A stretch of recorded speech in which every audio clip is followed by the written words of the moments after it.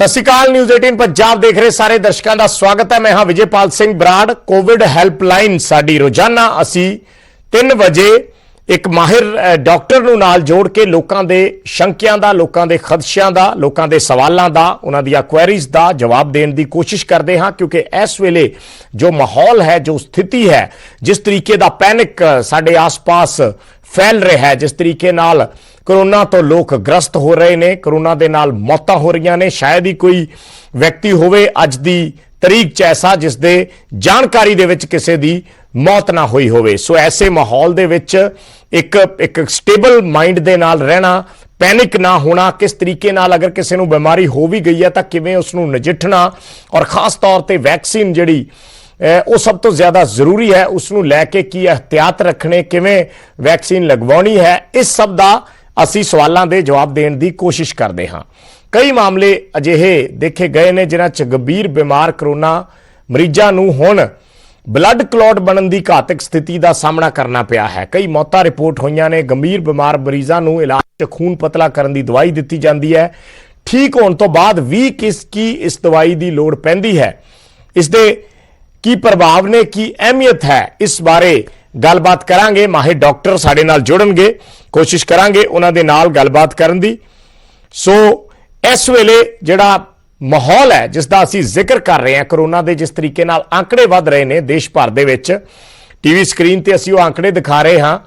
9 मई नूं 3,66,000 केस सी, 10 मई नूं 3,29,000 केस सी, 11 नूं 3,48,000 सी, 12 नूं 3,62,000 सी, 13 नूं 3,43,000 सी। इस तरीके नाल मौतां दे भी जो आंकड़े ने 3754 9 मई नूं सी, 3876 10 मई नूं सी, 11 मई नूं 4200 सी, फिर 4100 सी, और इस तरीके नाल ये जिहड़ा आंकड़ा है ये दिनों दिन वधदा गया, और मौतां दा आंकड़ा ही सब तो वड्डा जिहड़ा चिंता का विषय है। जे 24 घंटिया के पिछले आंकड़े देखिए तो 3,43,144 केस आए ने, 4,000 मौतां हुई ने, और 3,44,000 ही जिहड़े ने उन्होंने रिकवर किया है। यानी रिकवरी रेट जिहड़ा है वो इस दे विच काफ़ी अच्छा जा रहा है, और रिकवरी रेट नूं देख के जिहड़ी चिंता है वो थोड़ी जी घट जरूर जाती है।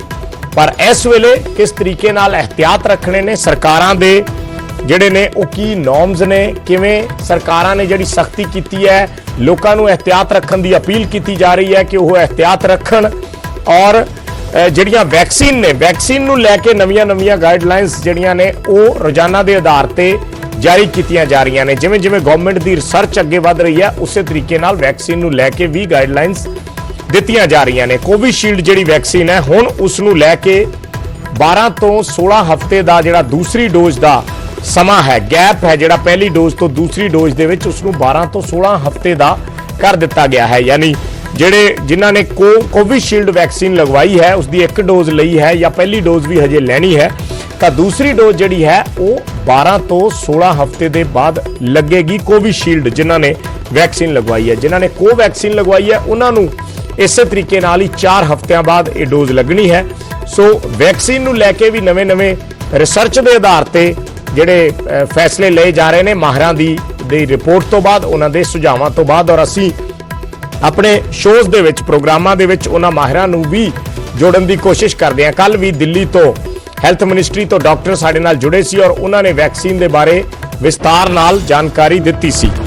सो अज भी असी कोशिश करांगे, क्योंकि बहुत ज़्यादा ये देखा गया कि जिहड़े कोरोना पेशेंट्स ने उन्हां च बहुत सारे मरीजों की जिहड़ी मौत है वो हार्ट अटैक के नाल हुई है, और ये कई बारी मरीजों नूं या उसके परिवार वालियां नूं समझ नहीं आता। डॉक्टरां नूं भी कई बारी ये दसना मुश्किल हो जाता है या समझाना मुश्किल हो जाता है कि किस तरीके नाल मरीज नूं हार्ट अटैक हो गया जिहड़ा कोरोना पॉजिटिव सी।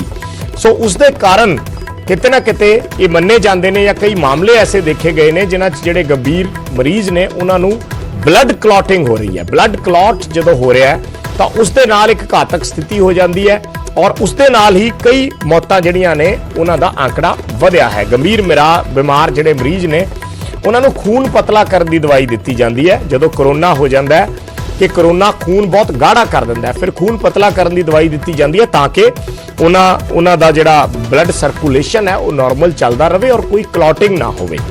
सो इसे विषय के माहिर डॉक्टर साडे नाल अज PGI तो जुड़नगे और उन्हां दे नाल गल करांगे। प्रोफैसर रतिराम शर्मा ने जिहड़े HOD ने ट्रांसफ्यूजन ਮੈਡੀਸਨ ਵਿਭਾਗ ਜਿਹੜਾ ਹੈ PGI ਦਾ ਉਸ ਤੇ, ਔਰ ਕੋਸ਼ਿਸ਼ ਕਰਾਂਗੇ ਜਿਹੜੀ ਦਰਸ਼ਕਾਂ ਦੀਆਂ ਕੁਐਰੀਜ਼ ਨੇ ਉਸ ਦਾ ਜਵਾਬ ਦੇ ਸਕੀਏ।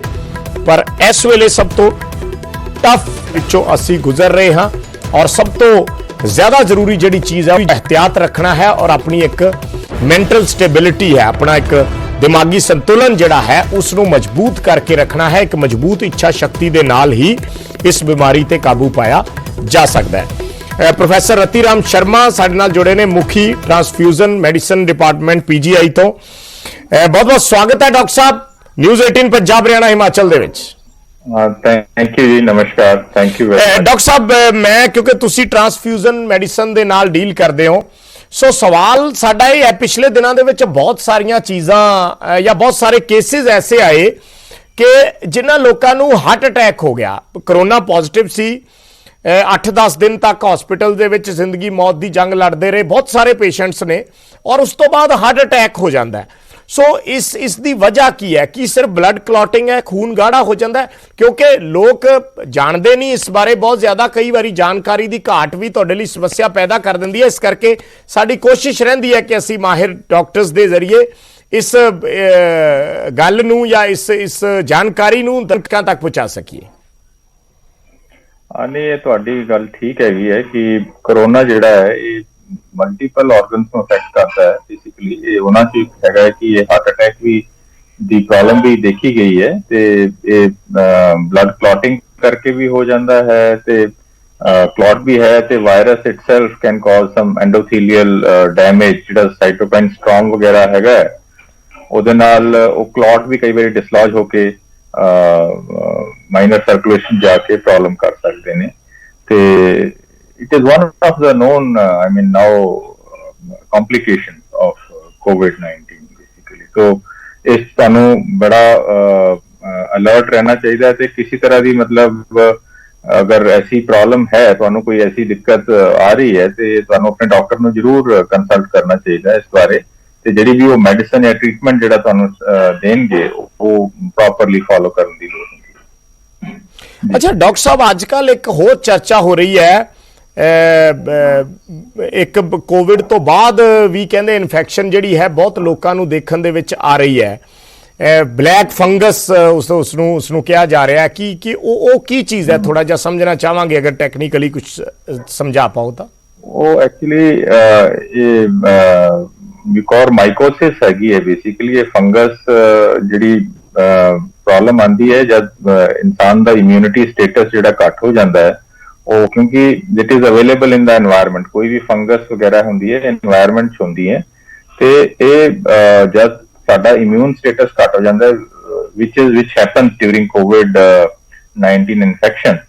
ਸੋ ਸਪੈਸ਼ਲੀ ਜਿਹੜੇ ਪੇਸ਼ੈਂਟਸ ਜਿਨ੍ਹਾਂ ਨੂੰ ਕੋਮੋਰਬਿਡ ਕੰਡੀਸ਼ਨਸ ਹੈ, ਡਾਇਬੀਟੀਜ਼ ਹੈ, ਜਾਂ ਦੂਸਰੀ ਕਲੀਨਿਕਲ ਕੰਡੀਸ਼ਨ ਹੈ, ਕਿਡਨੀ ਡਿਸਆਰਡਰ ਹੈ, ਜਾਂ ਕੋਈ ਹੋਰ ਇਮਿਊਨੋਸਪ੍ਰੈਸਿਵ ਥੈਰੇਪੀ ਤੇ ਚੱਲ ਰਹੇ ਨੇ, ਕੈਂਸਰ ਪੇਸ਼ੈਂਟਸ ਹੈ, ਉਹਨਾਂ ਨੂੰ ਇਹਦੇ ਰਿਸਕ ਜ਼ਿਆਦਾ ਰਹਿੰਦੇ ਨੇ, ਤੇ ਇਹ ਕਈ ਵਾਰੀ ਨੱਕ ਤੋਂ ਲੈ ਕੇ ਅੱਖ ਤੇ ਬ੍ਰੇਨ ਚ ਵੀ ਚਲੀ ਜਾਂਦੀ ਹੈ, which sometimes turns out to be very fatal। ਤੇ ਇਸਦੇ ਲੱਛਣ ਕੀ ਨੇ ਸਰ? ਕਿਵੇਂ ਪਤਾ ਚੱਲਦਾ ਹੈ ਜੇ ਫੋਰ ਐਗਜ਼ਾਮਪਲ ਕੋਈ ਪੇਸ਼ੈਂਟ ਠੀਕ ਹੋ ਕੇ ਆਇਆ ਕਰੋਨਾ ਤੋਂ, ਉਸ ਨੂੰ ਕਿਵੇਂ ਪਤਾ ਚੱਲੇਗਾ?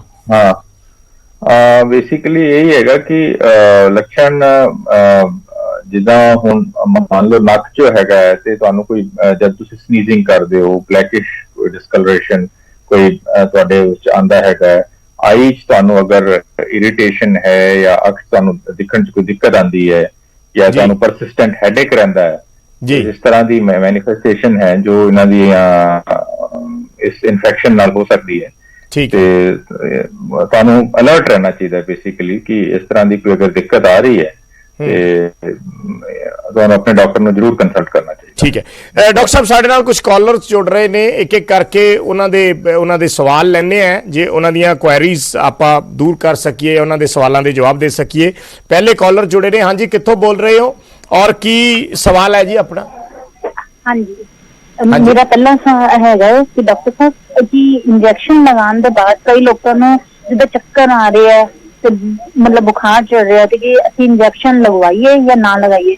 ਕਈਆਂ ਨੂੰ ਹਾਰਟ ਅਟੈਕ ਆ ਰਿਹਾ ਹੈ, ਇਹਦਾ ਕੀ ਕਾਰਨ ਹੋ ਸਕਦਾ?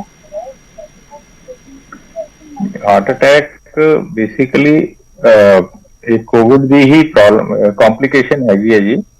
ਤੇ ਤੁਹਾਨੂੰ ਆਪਣੇ ਡਾਕਟਰ ਨੂੰ ਜਿਹੜਾ ਨੀਅਰ ਬਾय ਡਾਕਟਰਸ ਹੈ, ਮੈਡੀਕਲ ਆਫਿਸਰ, ਉਹਦੀ ਗਾਈਡੈਂਸ ਲੈਣਾ ਜ਼ਰੂਰੀ ਹੈ, ਕਿਉਂਕਿ ਉਹ ਤੁਹਾਡਾ ਹਾਰਟ ਇਵੈਲੂਏਸ਼ਨ ਕਰਨਗੇ। ਜਿਹੜੇ ਵੀ ਹਾਰਟ ਦੇ ਪੈਰਾਮੀਟਰਸ ਨੇ, ਤੁਹਾਡੀ ਬਲੱਡ ਪ੍ਰੋਫਾਈਲ ਹੈ ਉਹ ਚੈੱਕ ਕਰਨਗੇ, ਕੋਆਗੂਲੇਸ਼ਨ ਪ੍ਰੋਫਾਈਲ ਚੈੱਕ ਕਰਨਗੇ। ਕਿਉਂਕਿ ਇਦਾਂ ਹੁੰਦਾ ਕਿ ਤੁਹਾਡੀ ਜਿਹੜੀ ਕੋਈ ਸਟੇਟ ਹੈਗੀ ਹੈ ਬਲੱਡ ਦੀ, ਕੋਈ ਪ੍ਰੋ ਕੋਆਗੂਲੈਂਟ ਸਟੇਟ ਤਾਂ ਨਹੀਂ, ਮਤਲਬ ਬਲੱਡ 'ਚ ਜਿਹੜੇ ਕੋਈ ਐਸਾ ਤਾਂ ਨਹੀਂ ਕਿ ਜ਼ਿਆਦਾ ਕਲੌਟਿੰਗ ਦੇ ਚਾਂਸਸ ਹੈਗੇ ਨੇ, ਤਾਂ ਉਹ ਲੈਬੋਰੇਟਰੀ ਟੈਸਟ ਨਾਲ ਪਤਾ ਲੱਗਦਾ ਹੈਗਾ। ਤੇ ਤੁਹਾਨੂੰ ਅਗਰ ਇਸ ਤਰ੍ਹਾਂ ਦੀ ਕੋਈ ਦਿੱਕਤ ਹੈ ਕਿ ਤੁਹਾਨੂੰ ਆਪਣੇ ਜਿਹੜਾ ਨੀਅਰ ਬਾय ਕੋਵਿਡ ਕੇਅਰ ਸੈਂਟਰ ਹੈਗਾ ਉੱਥੇ ਜਾ ਕੇ ਦਿਖਾਉਣਾ ਚਾਹੀਦਾ ਹੈ ਤੇ ਆਪਣੇ ਡਾਕਟਰ ਦੀ ਸਲਾਹ ਜ਼ਰੂਰ ਲੈਣੀ ਚਾਹੀਦੀ ਹੈ। ਸੋ ਡਾਕਟਰ ਸਾਹਿਬ, ਜ਼ਿਆਦਾਤਰ ਜਿਹੜੀਆਂ ਕੁਐਰੀਜ਼ ਨੇ ਉਹ ਵੈਕਸੀਨੇਸ਼ਨ ਨੂੰ ਲੈ ਕੇ ਅੱਜ ਕੱਲ੍ਹ, ਕਿਉਂਕਿ ਇੱਕ ਚੀਜ਼ ਤੇ ਲੋਕ ਸਮਝ ਚੁੱਕੇ ਨੇ ਕਿ ਜਿਹੜੀ ਵੈਕਸੀਨ ਹੈ, ਹੁਣ ਕਰੋਨਾ ਤੋਂ ਬਚਾਅ ਸਭ ਤੋਂ ਵੱਡਾ ਜੇ ਕੋਈ ਸ਼ੀਲਡ ਹੈ ਤਾਂ ਉਹ ਵੈਕਸੀਨੇਸ਼ਨ ਹੀ ਹੈ। ਵੈਕਸੀਨ ਦੇ ਜ਼ਰੀਏ ਹੀ ਹੁਣ ਇਸ ਤੋਂ ਬਚਿਆ ਜਾ ਸਕਦਾ। ਸੋ ਜ਼ਿਆਦਾਤਰ ਕੁਐਰੀਜ਼ ਵੀ ਜਿਹੜੀਆਂ ਸਾਡੇ ਕੋਲੇ ਵੀ ਆਉਂਦੀਆਂ ਨੇ, ਫੋਨ ਕਾਲਸ ਵੀ ਆਉਂਦੀਆਂ ਨੇ, ਉਹ ਵੈਕਸੀਨੇਸ਼ਨ ਨੂੰ ਲੈ ਕੇ ਆਉਂਦੀਆਂ ਨੇ।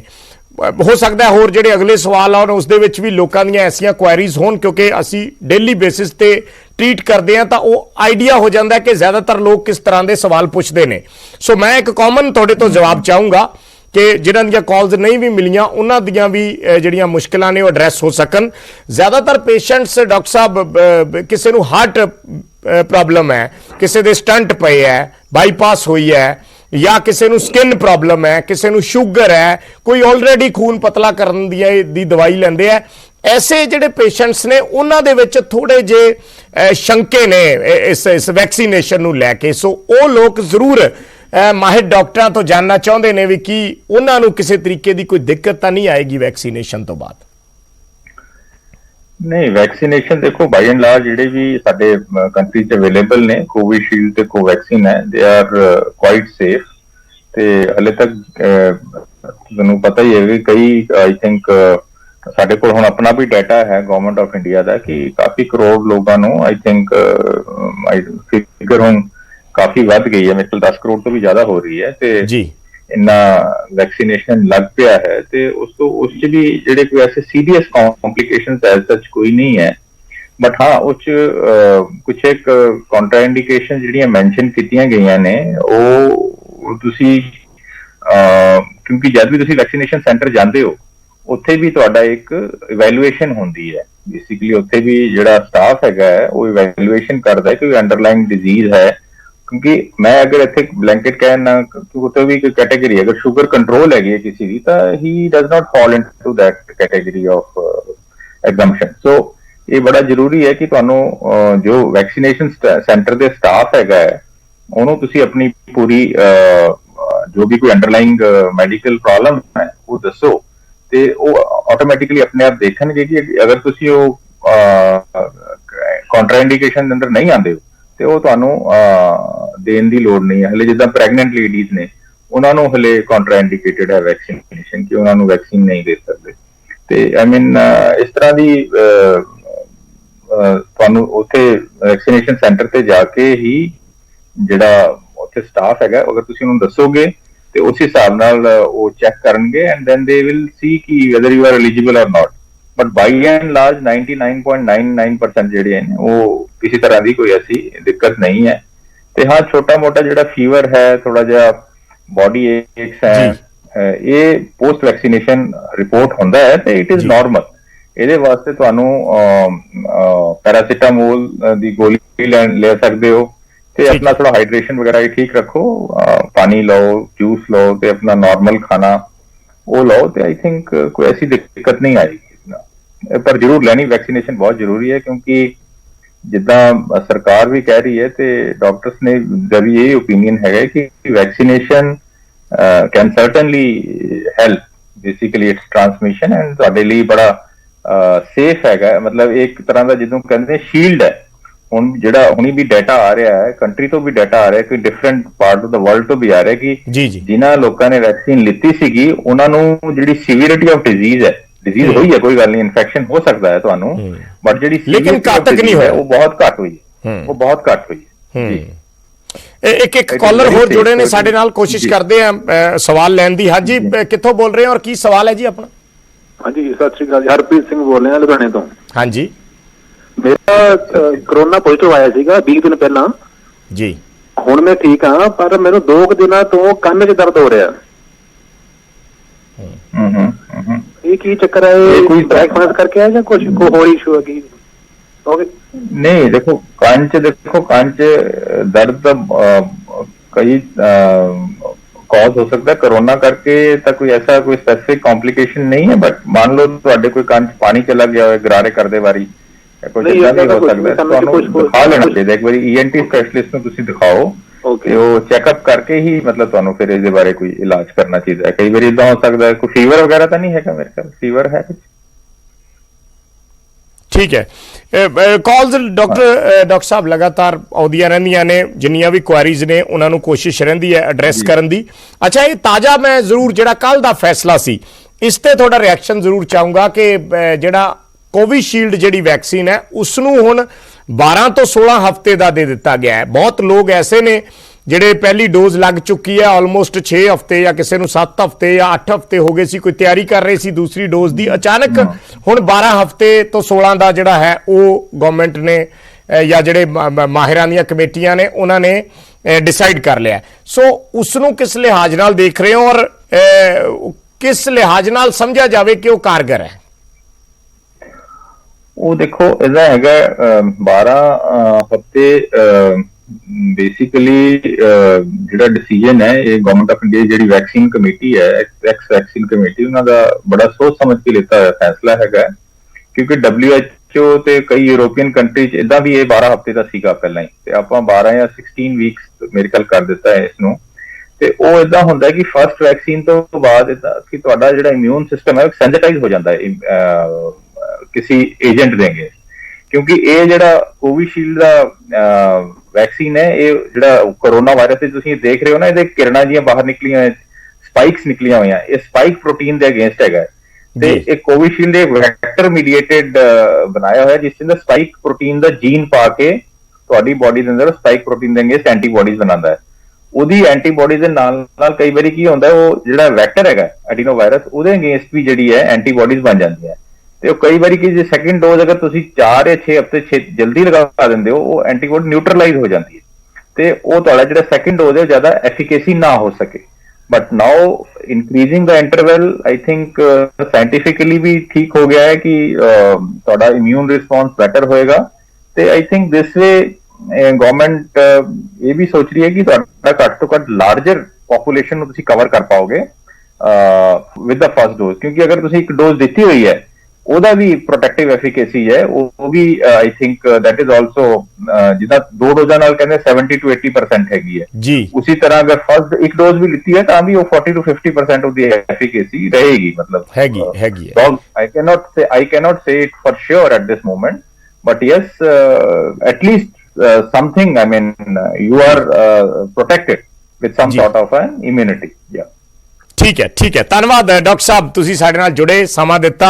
ਉਮੀਦ ਹੈ ਦਰਸ਼ਕਾਂ ਨੂੰ ਵੀ ਕਾਫੀ ਚੀਜ਼ਾਂ ਜਿਹੜੀਆਂ ਨੇ ਸਪਸ਼ਟ ਹੋਈਆਂ ਹੋਣਗੀਆਂ, ਕਲੀਅਰ ਹੋਈਆਂ ਹੋਣਗੀਆਂ, ਕਿਉਂਕਿ ਜਾਣਕਾਰੀ ਜਿਹੜੀ ਹੈ ਉਹ ਸਭ ਤੋਂ ਜ਼ਿਆਦਾ ਜ਼ਰੂਰੀ ਹੈ। ਜਾਣਕਾਰੀ ਤੁਹਾਨੂੰ ਬਿਮਾਰੀ ਦੇ ਨਾਲ ਲੜਨ ਦਾ ਹੌਸਲਾ ਦਿੰਦੀ ਹੈ, ਔਰ ਜੇ ਤੁਹਾਡੇ ਕੋਲੇ ਜਾਣਕਾਰੀ ਹੈ ਤਾਂ ਤੁਸੀਂ ਇੱਕਦਮ ਘਬਰਾਉਂਦੇ ਨਹੀਂ, ਤੁਸੀਂ ਮੈਂਟਲੀ ਜਿਹੜਾ ਹੈ ਡਿਪਰੈਸ ਨਹੀਂ ਹੁੰਦੇ, ਉਦਾਸ ਨਹੀਂ ਹੁੰਦੇ, ਡਰ ਨਹੀਂ ਰਹਿੰਦਾ, ਔਰ ਜੇ ਜਾਣਕਾਰੀ ਹੈ ਤਾਂ ਤੁਸੀਂ ਉਸ ਦੇ ਨਾਲ ਪ੍ਰੋਪਰ ਤਰੀਕੇ ਨਾਲ ਟਰੀਟ ਕਰਦੇ ਹੋ। ਹਾਂ, ਡਾਕਟਰ ਦੇ ਨਾਲ ਕੰਸਲਟ ਕਰਨਾ ਬੇहद ਜ਼ਰੂਰੀ ਹੈ। ਸਿਰਫ ਆਪਣੇ ਹੀ ਸੋਚ ਦੇ ਆਧਾਰ ਤੇ, ਆਪਣੇ ਹੀ ਗਿਆਨ ਦੇ ਆਧਾਰ ਤੇ ਦਵਾਈ ਸ਼ੁਰੂ ਕਰ ਦੇਣੀ ਉਹ ਠੀਕ ਨਹੀਂ ਹੈ। ਹਰ ਪੇਸ਼ੈਂਟ ਦੀ, ਹਰ ਮਰੀਜ਼ ਦੀ ਅਲੱਗ-ਅਲੱਗ ਸਥਿਤੀ ਹੁੰਦੀ ਹੈ, ਹਰ ਮਰੀਜ਼ ਦੇ ਅਲੱਗ-ਅਲੱਗ ਸਰਕਮਸਟੈਂਸਿਸ ਹੁੰਦੇ ਨੇ। ਇਸ ਕਰਕੇ ਜੇ ਕਿਸੇ ਨੂੰ ਕੋਈ ਵੀ ਦਿੱਕਤ ਆਉਂਦੀ ਹੈ ਤਾਂ ਪਹਿਲਾਂ ਆਪਣੇ ਡਾਕਟਰ ਨਾਲ ਕੰਸਲਟ ਕਰਕੇ ਫਿਰ ਆਪਣਾ ਇਲਾਜ ਸ਼ੁਰੂ ਕਰੋ। ਇਹਤਿਆਤ ਰੱਖਣਾ ਸਭ ਤੋਂ ਜ਼ਿਆਦਾ ਜ਼ਰੂਰੀ ਹੈ, ਮਾਸਕ ਪਾ ਕੇ ਰੱਖਣਾ, ਸੋਸ਼ਲ ਡਿਸਟੈਂਸਿੰਗ, ਇਹੀ ਚੀਜ਼ ਇਸ ਬਿਮਾਰੀ ਦੇ ਫੈਲਾਅ ਨੂੰ ਰੋਕ ਸਕਦੀ ਹੈ। ਔਰ ਸਭ ਤੋਂ ਵੱਡੀ ਸ਼ੀਲਡ ਜਿਹੜੀ ਹੈ ਉਹ ਹੈ ਵੈਕਸੀਨ। ਵੈਕਸੀਨ ਲਗਵਾਉਣਾ ਹਰ ਕਿਸੇ ਲਈ ਜ਼ਰੂਰੀ ਹੈ, ਤਾਂ ਹੀ ਇਸ ਬਿਮਾਰੀ ਤੇ ਇਕੱਠੇ ਮਿਲ ਕੇ ਕਾਬੂ ਪਾਇਆ ਜਾ ਸਕਦਾ ਹੈ। ਇੱਕ ਛੋਟਾ ਜਿਹਾ ਕਮਰਸ਼ੀਅਲ ਬ੍ਰੇਕ, ਬਹੁਤ ਜਲਦ ਵਾਪਸ ਆਉਂਦੇ ਹਾਂ।